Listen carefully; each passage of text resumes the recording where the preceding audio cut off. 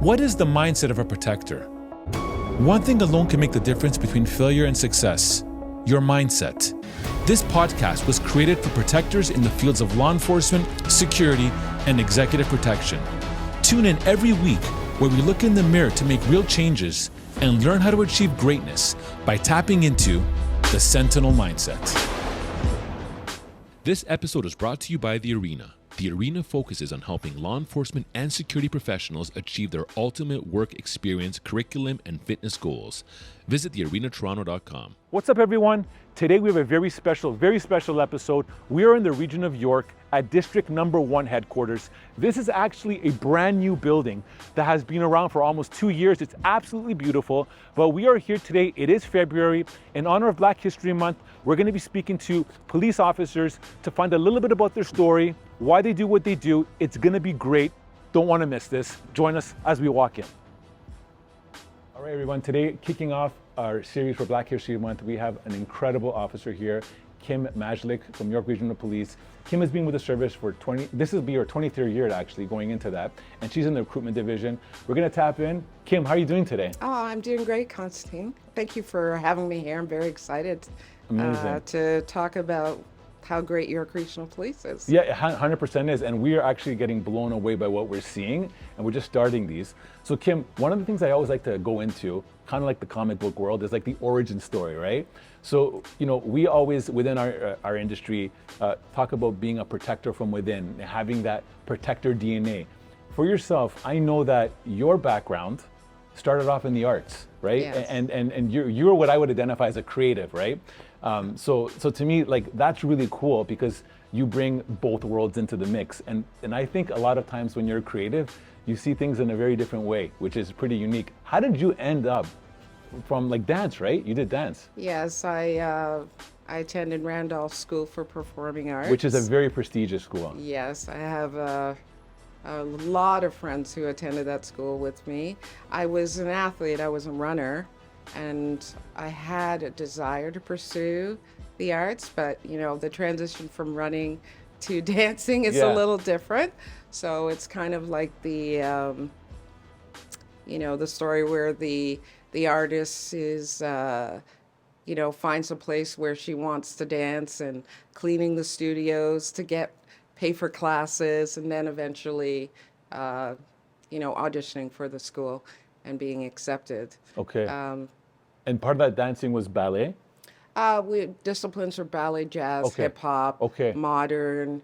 You know, I did a little bit of Afrocentric dancing with Okay. a company, and I also had an interest in film and television. Okay. So And you've done some stuff as well, right? yes, I've Yeah. done a little bit. Yeah. You know, I've done some commercial work and print work and, you know, like a little bit of film work. As an artist, you are at the school, you're thrown into different disciplines, even though they may not be ones you embrace. Right. But the school is made up of a triple threat concept. Okay. So there were some of us that were stronger in other disciplines than others, but we got the opportunity to try all of them. Yes. You know, so if you weren't a natural singer, but you had to go to a singing audition and you had to dance as well, you could tap into those two types of skills. Okay. And the thing is that the creatives world, which is obviously, you know, you did a little bit of TV, you said, you did dance, the whole 9 yards. It is a difficult industry to really kind of grow into from a career perspective, right? Because it's like the odds. It's very specific. Yeah. So when you're going for auditions and they're looking for, you know, a specific, the casting people, they have a vision. Right. So you as the auditioner comes in and you're supposed to fit that image that they have. So I'll give you an example. Like I remember auditioning for I believe it was a beer commercial. And, you know, we all get to know each other because we're going to the same school, and we all show up. We're sitting there, you know, we have our outfits on, our little you know, a little scarf around her neck, trying to embody this character. Right. And in walks one of our friends, and she looked exactly like like the stewardess. We Right. were like, oh, we're done. Yeah, yeah, yeah, Like yeah, yeah. it was like, we're done. We might as well just leave. Right. And that's what they envision. Like they want you to come looking like that part. So if you don't, then their attention goes to someone else who's captured that. So it can be, in the dance world, you have many talented people. And it's just, a lot of it might be a right place, right time, how aggressive you are about wanting to pursue, right? to pursue it, because Yeah. you have to be aggressive. You have to put yourself out there. You have to be very confident in your abilities. Which is everything that I'm getting from you right now. So you talked about vision, and you also talked about, like when I say vision, about looking at something and seeing it. So in this case, someone saw the flight attendant, this is the part. Now let's talk about that crossing into policing. Where did you see yourself as a police officer and said, I want to like have that same thing? I see yourself in a uniform. Coming from an athletic background, you have that competitive edge and that ability to dig when you need to. Right. Like, my sister was very athletic as well. Volleyball, basketball, track, flag football. So we always had that kind of drive, pursuing something and doing the work you need to do to achieve your goal. Right. The transition from the arts to policing, I always had a desire to want to help and give back to the community. My mom is a retired nurse. Okay. So in the home, there was always that sense of, giving back and supporting each other. Mm-hmm. My parents weren't exactly jumping up and down about me wanting to be a police officer. Right. The natural progression was maybe I become a nurse. Right. But which I did pursue, but soon realized that wasn't something I wanted to do. That wasn't where my passion lied. So I took a chance and applied, originally with Toronto Police. And, there were initially some obstacles. As an athlete, you have a lot, and a dancer, you have a lot of different injuries. Right. And then through the process of going through a police process, you're understanding different things, because it's a very intense, very specific process, and everyone applying to it doesn't always know. So I find you're learning as you go. Okay. So I applied with Toronto Police, and I remember applying, actually Toronto officers saying, at that time they were like, yeah, don't put all your eggs in one basket. Each service, yes, the idea of serving your community and giving back, that's a commonality between all the services, but each service is unique to their community. Right. And so I applied with York as well. Okay. I would attend the Toronto Test Center at Downsview to do my physical. I was a runner.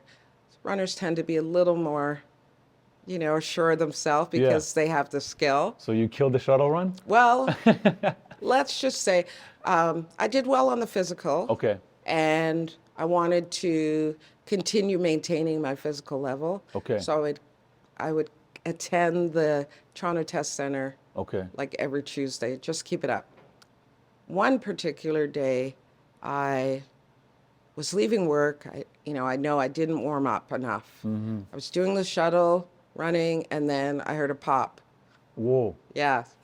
That literally I'm trying to think, was that a knee pop? Was that an Achilles? Achilles, yeah. Oh, you had a snap? Yeah. So Okay. Toronto officers run over. They're like, "Oh, it's fine. It's just sprain." They're hoping, right?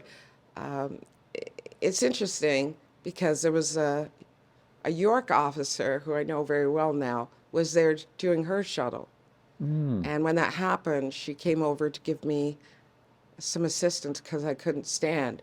She took me to the hospital, called my parents, and said Kim's at the hospital.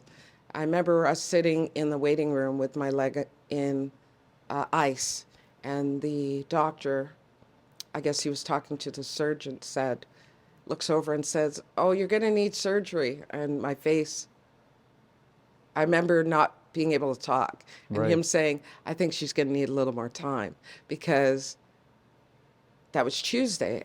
I had an interview with York on Friday. I was Okay. like, I just felt my whole world So just when this happened, was this in the middle of the actual physical test? I was just keeping I had already passed my physical. Okay, so I was just keeping up, Right. Okay. keeping up that physical Right. level. So now you're doing your interview and you're thinking, oh my goodness, like I'm supposed to go to this interview, and now they're telling me I have to have surgery that night.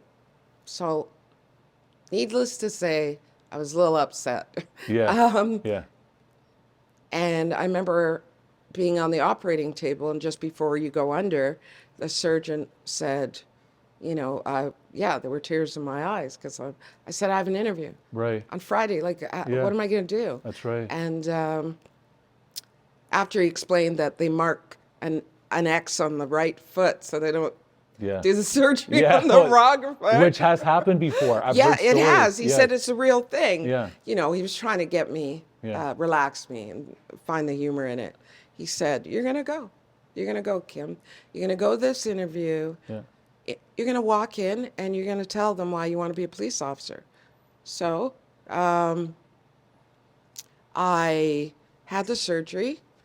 A good friend of mine drove me to Newmarket because I couldn't drive. I hobbled in on crutches to the reception area and said, "I'm here for an interview." And the admin looked at me kind of perplexed, Yeah. like, "What interview?" I'm like, "Constable," and Yeah. she giggled. And Yeah, I know, it's yeah. funny, like, Right, I'm right. hobbling, Right, right? right, It's like, right. and my recruiter came out and was like, because the last time he saw me, I didn't have crutches. That's right. He's like, "What happened?" I explained what happened at the test. And he said, "You know what? This is okay, right? This is just a small hill." That's it.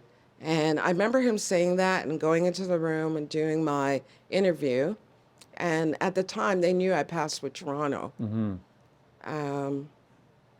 But York, one of the reasons that I ended up picking York, because they called me every week for 9 months of my rehab to tell me it's going to be okay. This is before you're hired. Yeah.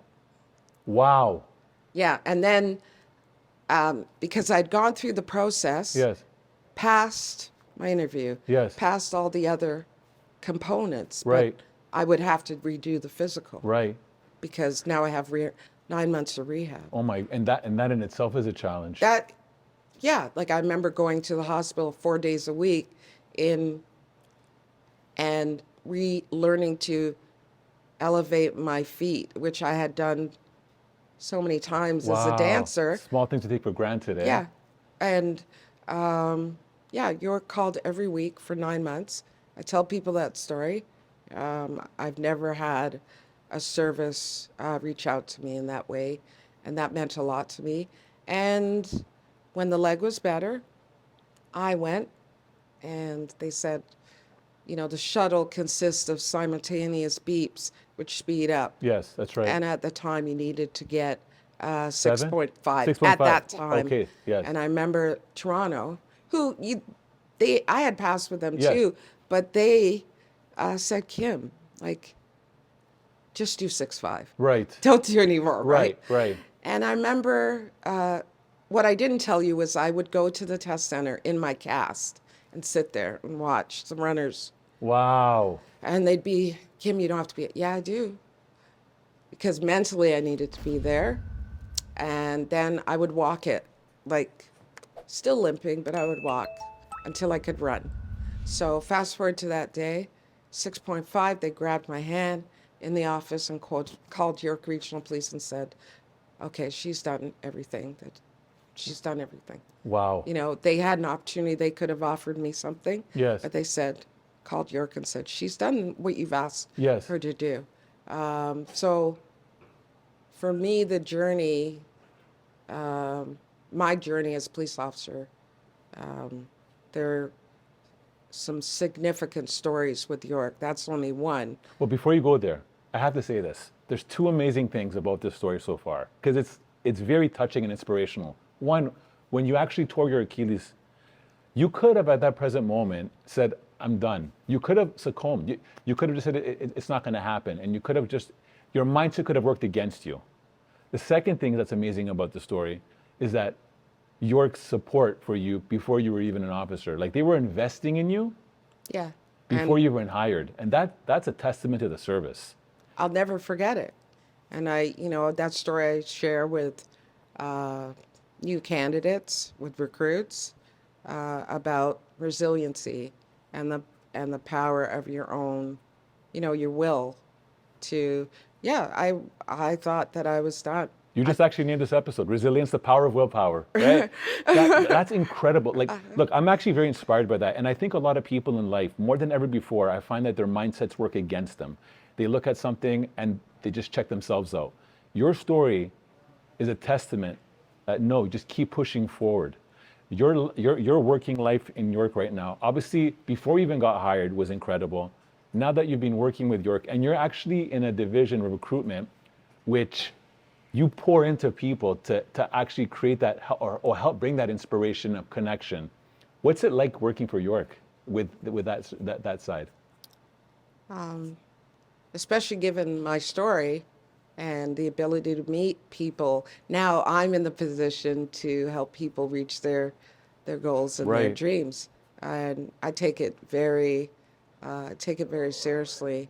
I'm very invested in the people, the candidates that I am assigned to work on as a background recruiter, a background investigator, and the opportunity to select people that I know that will do well, that will speak to our values, that I see myself working with, or I see my colleagues working with.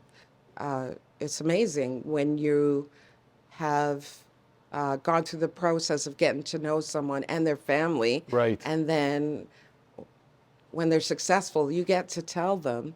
I just called someone today before I left to tell them that they got this job. Wow. There's nothing like it. There's nothing. Which can we touch upon about when you did get that call? Kim, successful, you made it on. Do you remember that feeling?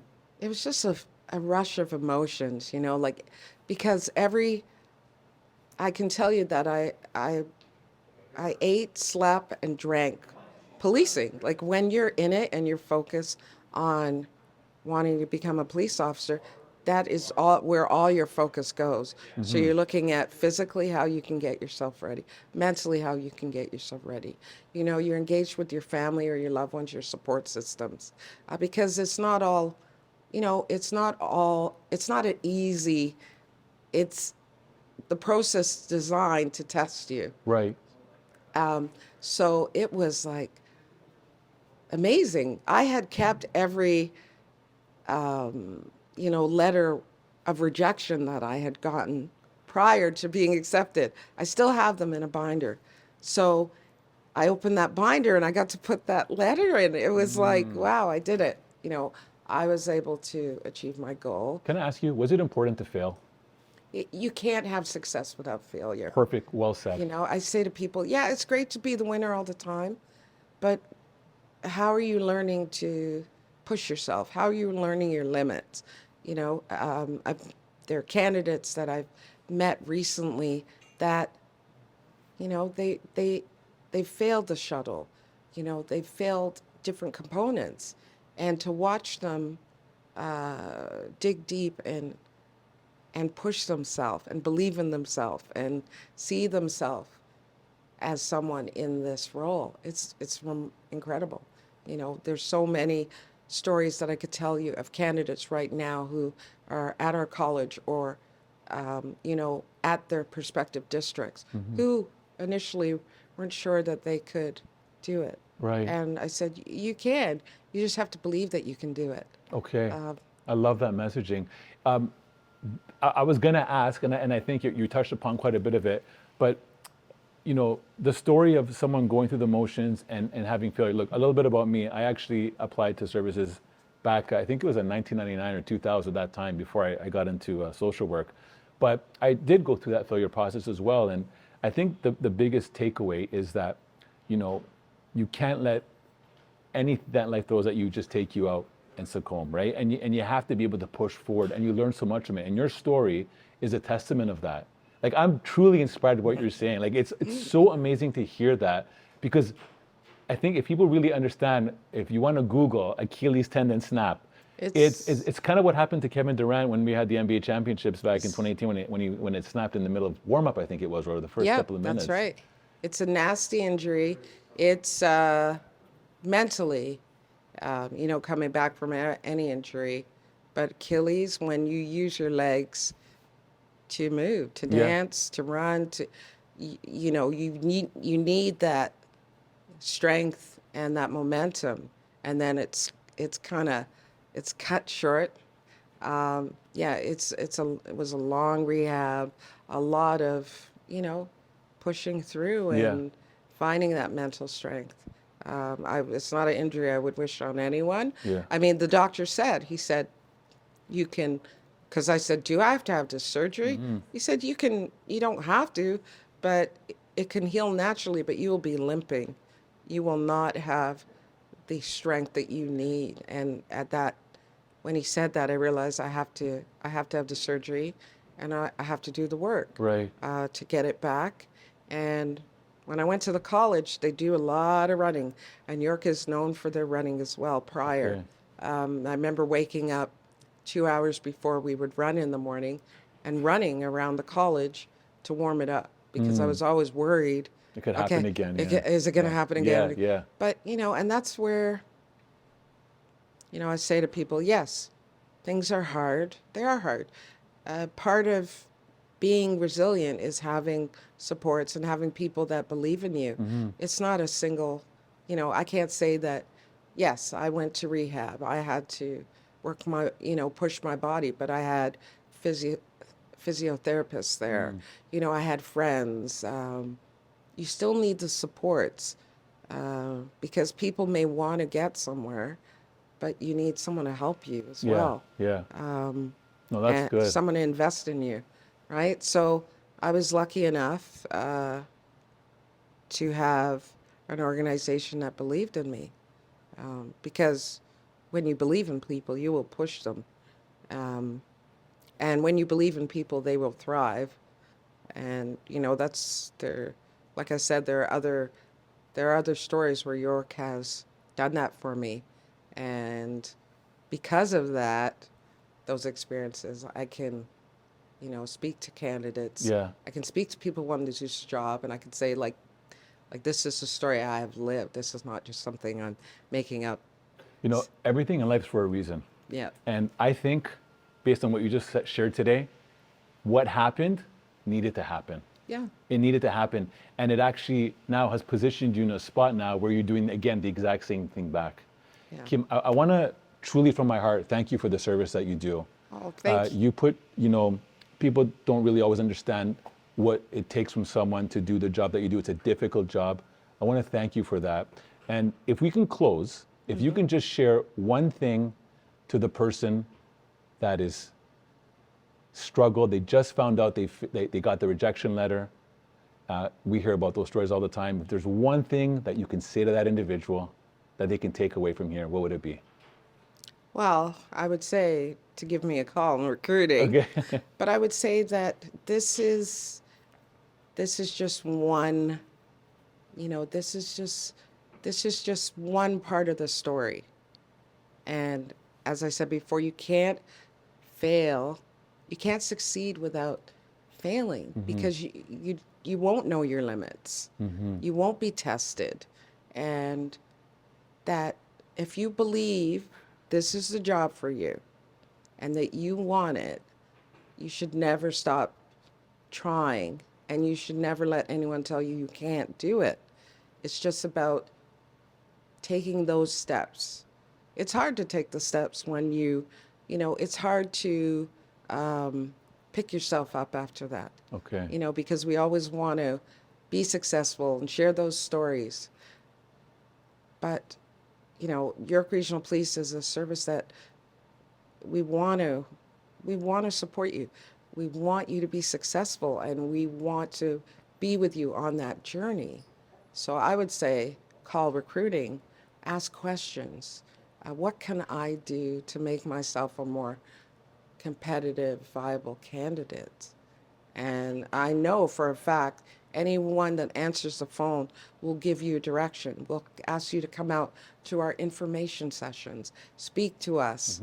You know, we have a more personal approach because, you know, the days where, oh, just submit your application, you have to get to know people, right? People want you to get to know them. That's right. They want to share. So I would say don't give up. Don't, you know, if this is what you want, there are so many people in policing that have had to overcome many things to embrace this job. You know, whether it be religion, you know, so many things because they want to do it. That's right. And maybe someone doesn't want you to do it, and they have their own reasons for that. But if you want to do this, become a police officer, there are people in place to help you achieve that goal. So, yeah, I would tell them to call me in recruiting. Amazing, amazing. Well, look, thank you so much for being part of this. Can you do a shout out to RP? How do people find, if they do want to apply, someone's listening to this and they want to apply, what would be the website they would visit? I would tell them to visit our website, which is yrp.ca, which is short for York Regional Police. That's right. We shortened it. Yeah. So yrp.ca, and once you get on the website, you'll see careers. Okay. Click on careers, and you'll see the different subsections for either constable, special constable, auxiliary, pardon me, and it will navigate you where to apply or who to contact in the recruiting office. Beautiful. Well, thank you so much for being part of this You're today. so welcome. Thank you for having me. Amazing. I'm honored. Thank you. All right. Well, everyone, you heard it today. Have a fantastic day. Take care. Thank you for joining me in today's podcast. This podcast was created for protectors in the fields of law enforcement, executive protection, security, and anyone looking to level up their mindset. If you are learning from this podcast and you're enjoying it, please subscribe to our YouTube channel at The Sentinel Mindset. That's a zero-cost way to support us. In addition, please subscribe to the podcast both on Spotify and Apple. And on both Spotify and Apple, you can leave us up to a 5-star review. If you have questions for me or comments about the podcast or guests you would like me to consider on the Sentinel Mindset, please post all comments on YouTube. I do read all the comments. Please also check out our sponsors, thearenatoronto.com. The Arena was created to help all those in the fields of law enforcement, security, and all that achieve their fitness goals. I want to thank our producer, Matthew Doyle, and creative supports, Jaslene Singh, who help me with this podcast every week. We value your feedback and are here to support you. Tune into the Sentinel Mindset every week where we look in the mirror to make real changes and explore what it takes to achieve greatness in your craft. This podcast is brought to you by Executive Protection Lifestyle Canada. Make sure to drop by next week and don't forget to subscribe.